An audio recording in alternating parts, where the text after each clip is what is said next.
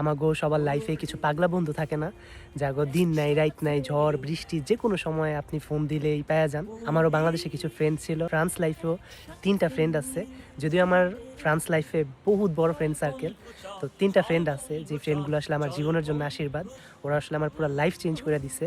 তো তার মধ্যে ওই একজন, ওর নাম হচ্ছে রিচার্ড, ওই আফ্রিকা থেকে আসছে, আমার সাথে ইউনিভার্সিটি লাইফ থেকে পরিচয়। তো এই একটা বান্দা যারা আমি সব সময় পাইছি, যে কোনো বিপদ আপদে পাইছি। বাকি দুইজনও আছে, যত রকম কাগজপত্রের দরকার পড়ছে বা যখন আমি ফরাসি ভাষা পারতাম না, যখন আমার হেল্প লাগতো, এখন পর্যন্ত ওরা আমার হেল্প করে। আল্লাহর কাছে অনেক বেশি শুক্রিয়া। আপনারা হয়তো বিশ্বাস করবেন না, আমার ৮-১০ বছর এই ফরাসি লাইফে আমার যত প্রশাসনিক কাজ দরকার পড়ছে, আমি কোনোদিনও কোনো অ্যাসোসিয়েশনের কাছে যাই নাই, কোনো লয়ারের কাছে যাই নাই।